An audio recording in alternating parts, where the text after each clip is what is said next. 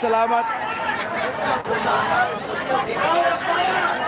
Bagong presidente, bagong balang, walang isang salita. Pangagyan! Mr. President, nandito na ang buong sambayan ng Pilipino. Dito sa harap, yung nagsalita, dito sa harap. Bumaba ka na sa pwesto, BBM! Dito sa harap, yung salita.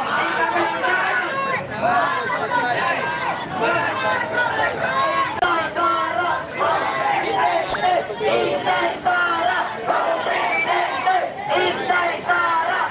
presidente! Inday Sara, bagong presidente! Inday Sara, bagong presidente!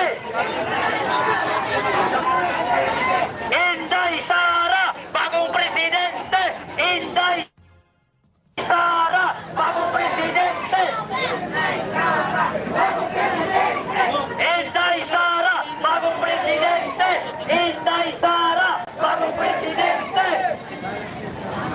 Kanta tayo. Ayan ang sigaw ng taong bayan!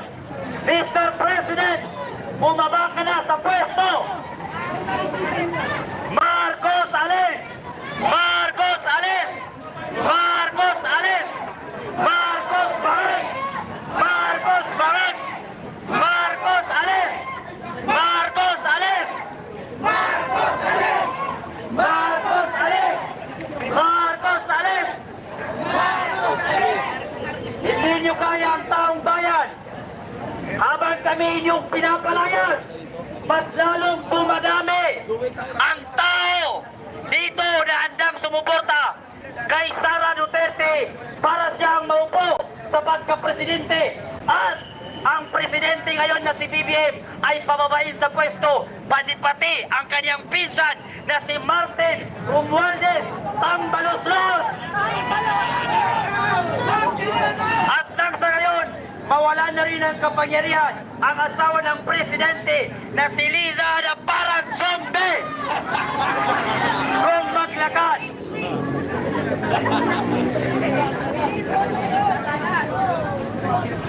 Parang penguin, parang palaka, parang zombie.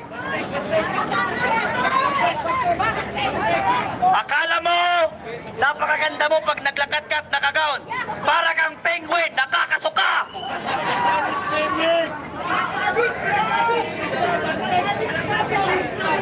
Bagong presidente, bagong balyo.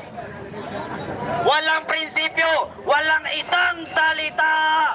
Si BBM, bangag na presidente ng Pilipinas. Mga kababayan naming Pilipino, inaanyayahan namin kayo na makisali sa aming rally nang sa gayon mapaalis na sa ating gobyerno ang mga demonyo at mga buwayang politiko na nakaupo ngayon sa gobyerno natin at hindi nila kayang gampanan ang kanilang trabaho sa gobyerno sapagkat sila'y puro adik. Puro adik at pangak ang mga nakaupo ngayon sa ating gobyerno dito sa Pilipinas. At alam natin na si BP Sara Duterte na lamang ang tanging pag-asa ng sambayan ng Pilipino. At kapag hindi natin napalis sa gobyerno ang mga kupal at adik na yan na si BBM sa pagka-presidente, sila ang lason ng sambayan ng Pilipino at sila ang magiging lason ng kabataan. Bakit sila ang magiging lason ng kabataan? Sapagkat ngayon ang mga adik hindi na sila nagsitaguan. Bumalik na ang mga adik at droga.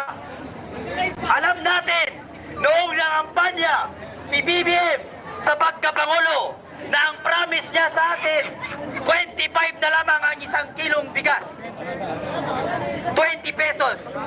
Pero nung siya'y maupo, nawala ang 20 pesos at naging 60 pesos ang isang kilo. At ang bumaba ay shabu. Ang pangako niya, bigas ang pababain. Nagmahal ang bigas, bumaba ang Cebu sa ating bansa, mga kapatid. Kaya, hindi tayo susuko, hindi tayo uuwi hanggat hindi bababa sa pwesto ang presidenteng Bangag na yan.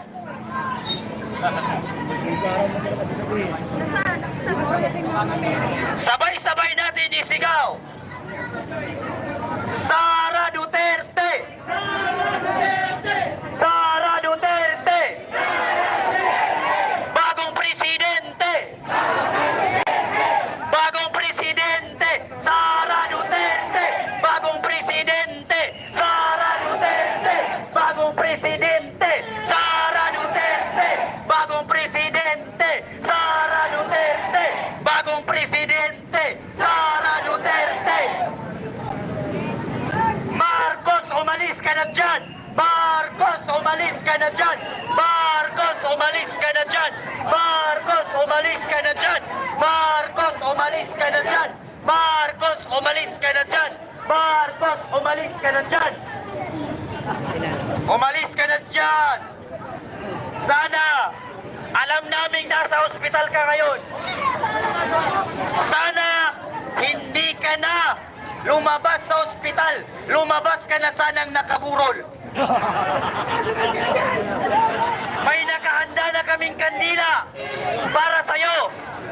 May nakahanda na rin kaming rosas para sa'yo. Pinaghahandaan na lang namin ngayon ang paglilibingan sa'yo. Pero hindi sa lupa, sa tubig. Duterte! Inday Sara! Duterte! Inday Sara Duterte! Inday Sara Duterte! Inday Sara Duterte! Kakantahin na lang natin yung ang bayan ko, tanging ikaw, Pilipinas kong mahal, Ang puso ko at buhay man sa iyo ibibigay. Tungkulin kong gagampanan ikang paglingkuran, ang laya mo'y babantayan, Pilipinas kong mahal. Ang bayan kong... Sabay-sabay tayo mga kababayan. Tanging ikaw, Pilipinas kong mahal. Ang puso ko at buhay man sa iyo'y ibigay. Tungkulin ko'y gagampanan na lagi ko'y paglingkuran. Sa laya ko'y gagampanan, Pilipinas kong hirap. Ako ay Pilipino. buhay Pilipino! Ako ay Pilipino.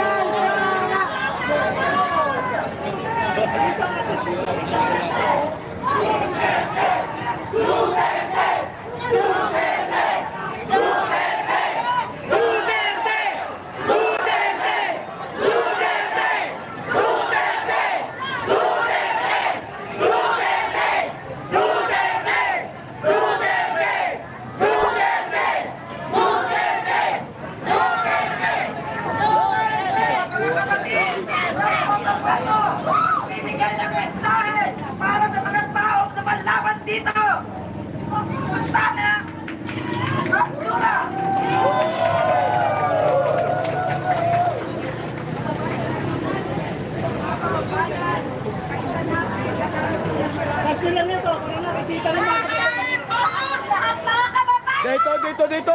Dito.